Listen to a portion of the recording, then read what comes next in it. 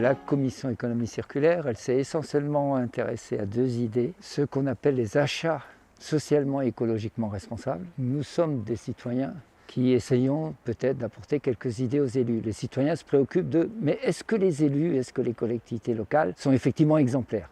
Donc ceci est en place aujourd'hui sur Montpellier, donc on aimerait y apporter notre grain de sel au niveau des achats de la ville pour toutes ces fournitures. Le deuxième axe, c'est ce qu'on appelle Med-Vallée, dont on parle beaucoup sur la ville et la métropole. Là aussi, il s'agit de parler de santé globale. Donc dans santé globale, on va essayer de relier les industriels qui font du médicament, les praticiens en matière de médecine et les soignés ou les malades. Mais le citoyen est quelque chose d'important, il n'est pas toujours malade, mais parfois il s'alimente et l'alimentation fait partie, Med-Vallée le pense, nous le pensons encore plus fortement.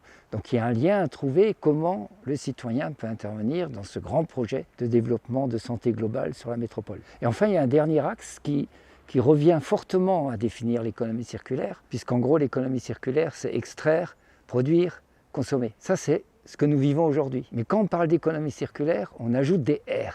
Après avoir consommé, réutiliser, réparer, etc. Il y a 36 R comme ça qu'on peut rajouter pour faire repartir le cycle au départ. Donc ici, sur la métropole, on pense qu'il faut davantage pousser ce que les citoyens peuvent faire réparer, ce qu'ils peuvent faire recycler. Donc la métropole peut donner une impulsion pour faciliter ces réparations, ces recyclages, ces réutilisations. Et parfois même, je dirais, je suis un peu ambitieux, jusqu'à refuser.